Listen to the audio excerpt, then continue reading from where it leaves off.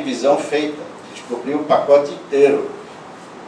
E isso é um absurdo total, porque até a Revolução Americana ninguém sabia, não existia precedente na história de uma colônia que virasse um Estado independente. A colônia sempre era colônia de outro país, como a Sicília, como o Egito, que foi colônia de Alexandre o Grande, dos generais Napoleão, de Alexandre o Grande, dos Ptolomeus. Depois virou colônia grega, colônia romana, colônia otomana, colônia inglesa, o país mais colonizado do mundo, o Egito. A Sicília também tem uma sequência de colonizadores na Sicília e não tinha essa coisa de um país ficar, que a colônia virar independente. Isso é a Revolução Americana que criou esse baque na história. Então, o sujeito de São Paulo não sabia que ia ser brasileiro junto com os gaúchos pernambucanos, que não existiam ainda os gaúchos. Não é? Então, é um conceito furado. Tinha aqui uma identidade regional, ele sabia que era paulista, outro sabia que era pernambucano, mas eles falavam a mesma língua, e daí, do lado espanhol também, de Buenos Aires até o México era a mesma língua, que aí se fragmentou. E aqui havia essa identidade que era, que eu chamo no meu livro Trato de Vento, de brasílico, que é um termo do século XIX, que é o sujeito que tem já uma identidade regional, coletiva, mas não tem ainda a premonição da nação. Ele não sabe que vai ser brasileiro, ninguém sabia. Então, esses colonos daqui vão para Angola e vão intervir nas guerras africanas e vão barbarizar, expandir a pilhagem colonial lá. Há 4.000 milicianos que saem de Pernambuco e da Bahia em navios, que vão ajudar os colonos lá convocados por guerras lá contra os reinos africanos, e isso não existiu em nenhum outro lugar das Américas. Colonos da América do Norte, ou colonos da Espanha que estão no México, ou colonos da Espanha que estão em Cuba, que fossem invadir a África. E eu digo propriamente invadir, porque nessas batalhas, o tráfico negreiro de vários países africanos era feito, às vezes, quase sempre na praia, e muitas vezes o navio os marinheiros nem desembarcavam, eram canoas que traziam os escravos na beira-mar e embarcavam ali mesmo. Havia uma troca de mercadorias ali mesmo, no pontão da praia, e encerrou. Olha, os portugueses não, eles estão em Angola, tem 2 câmaras municipais, tem um bispado, eles estão instalados lá, e quando há essas batalhas que eu disse, dessas tropas vindo do Brasil, que, como eu disse, não são brasileiros, vêm do Brasil. Ó, isso aqui é o litoral de Angola. Aqui está Benguela, aqui está Luanda. E aqui está Pinda, que aqui é a margem sul do Rio Congo. Ó, esses pontinhos aqui que tem uma estrela são lugares onde teve batalhas envolvendo tropas vindas do Brasil. Aqui está a escala, vocês estão vendo? 50 quilômetros. Isso são 400 e tal quilômetros no interior. Tem uma parte que estava para ir pelo rio, mas outra não. Aqui são 200 e tal quilômetros no interior também. Quer dizer, são batalhas lá dentro, não é batalha na beira de praia, não, como eram as outras batalhas europeias. Então, é o lugar na África onde a penetração europeia é mais profunda, mais vai para o interior, em Angola, e graças ao suporte dessas tropas vindo do Brasil. Essa é outra característica desse Atlântico Sul, quer dizer, o fato de ele ter sido feito pelo polo escravista que está no Brasil também, e essa cogestão do Atlântico Sul pelos portugueses de Portugal e pelos portugueses do Brasil.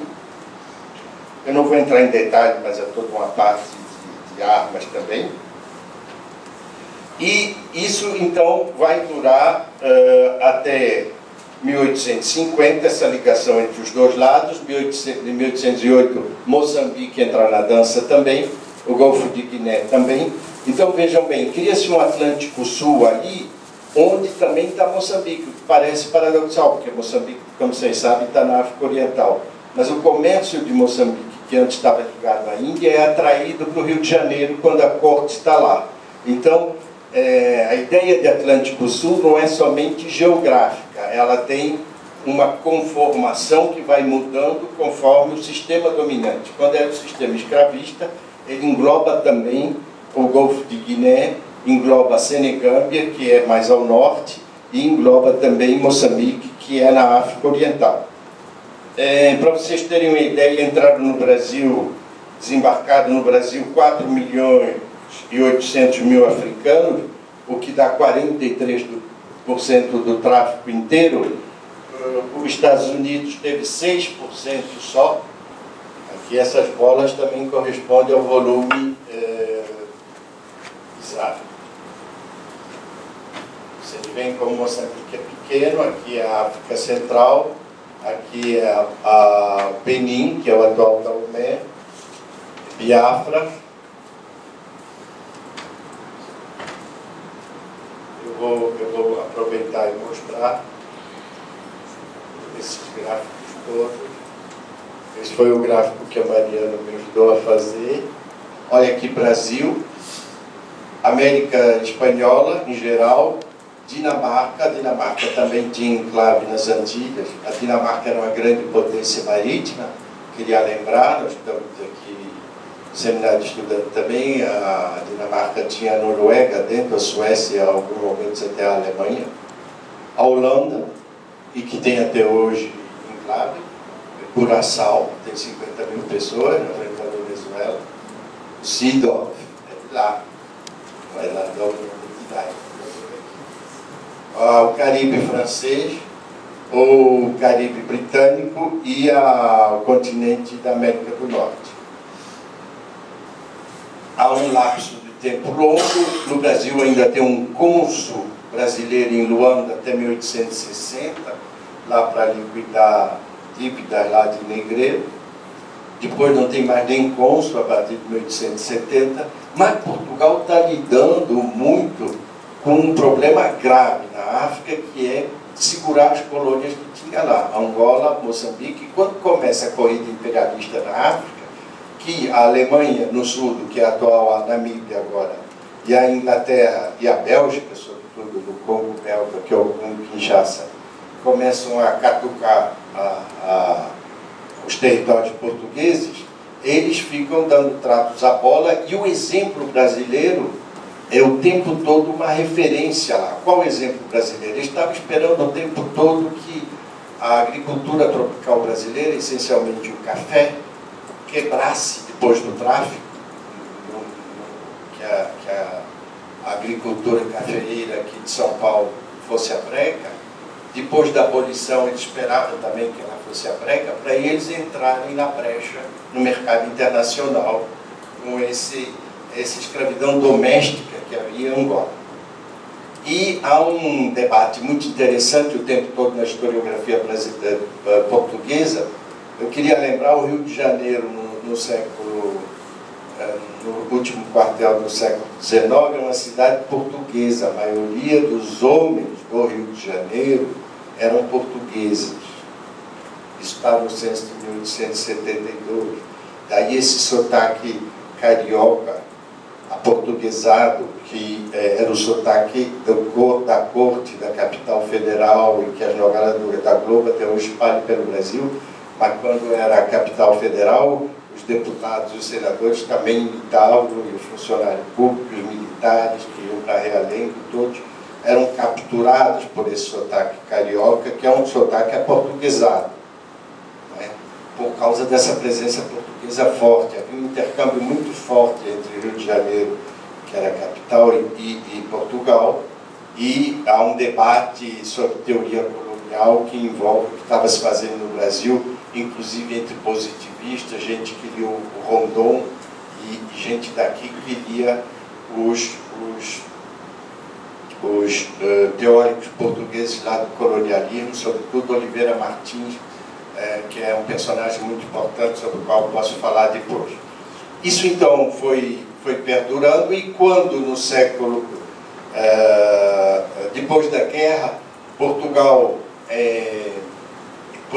quando vem a Primeira Guerra Mundial, ele entra do lado dos aliados, tem uma força expedicionária de 80 mil homens na frente lá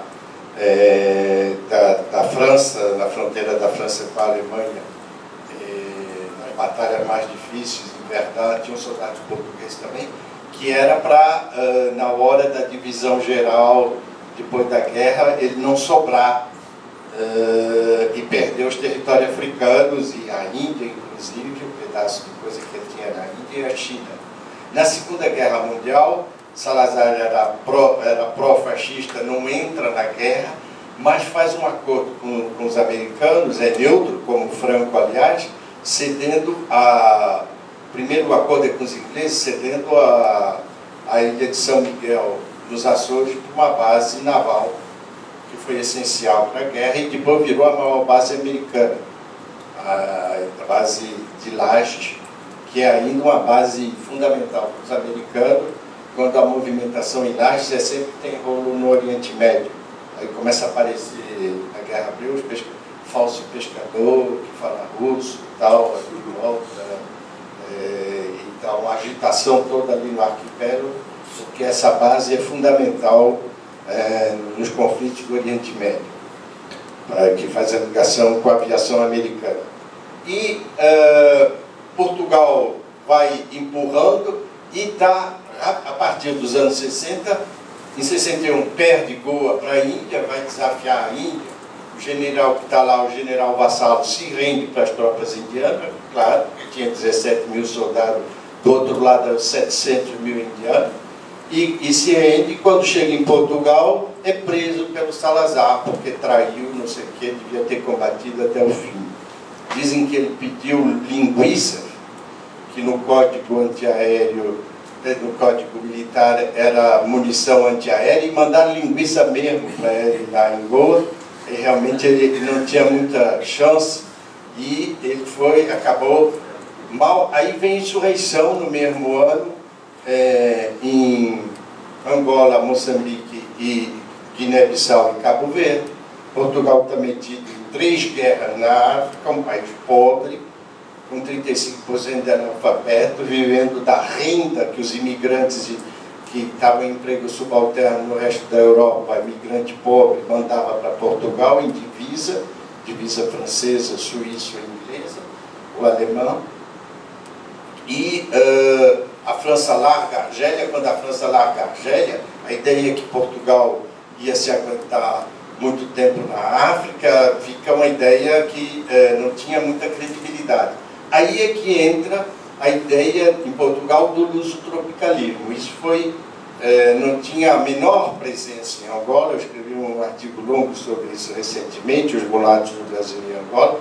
E de repente, Gilberto Freire é cooptado com total anuência dele próprio, ele era um pró-salazarista, para virar o ideólogo do colonialismo português, que na ONU dizia, não, nós somos colonialistas diferentes do outro, porque nós criamos uma democracia racial no Brasil e vamos criar também na África. Embora houvesse em Angola 2% de mulatos só, e 74% dos brancos que moravam em Angola em 1970 não tinham nascido em Angola, tinham vindo de Portugal. Era uma coisa inteiramente diferente, então, era uma espécie de feitoria que não tinha nada o embasamento nem a estratificação social daqui. Isso, então, virou uma coisa importante. Veio a ditadura no Brasil, o pessoal do Itamaraty, eu falei disso no artigo da Folha do domingo, e notadamente Antônio Weiss, que era ministro, o ministro na hierarquia do Itamaraty, o posto logo abaixo de embaixador. Ele era o representante do Brasil na Comissão de Descolonização da ONU.